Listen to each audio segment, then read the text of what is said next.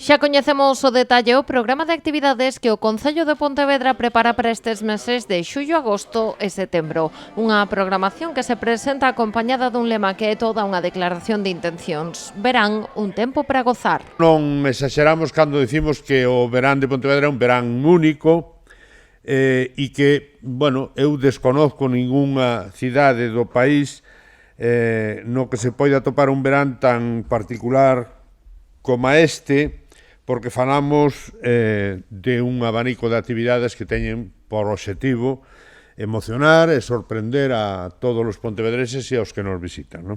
A Festa dos Libros marca o inicio esta fin de semana. Seguirán en xullo propostas como a música electrónica do Sendafest, o ciclo Cinema Estrelas, o Memorial Ricardo Portela, Itineranta, as festas de Santiaguiño do Burgo, o Animatrón ou o arranque do ciclo con Voz de Muller. Ademais, este mes hai dúas novidades, unha relacionada co Titirivedra e a estrea da proposta Aires da Alameda.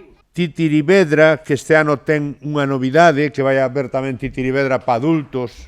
Eso vai ser na Alameda para nenos e na Plaza do Teucro para adultos. Aires da Alameda, que é unha novedade de música de rock. Xa agosto comeza co Festival Internacional de Jazz e Blues, a Urbana de Monteporreiro e o Aquí Cántase, Prado 8 ou 18, mergullarnos nas festas da Peregrina, as festas grandes da cidade. A programación inclúe os concertos de Paloma San Basilio, Rosario Flores, Marina Reche, Lendacaris Muertos, Ortiga, Kea, The Rapants ou Kiko Veneno, entre outros. Quen tuvo máis impactos en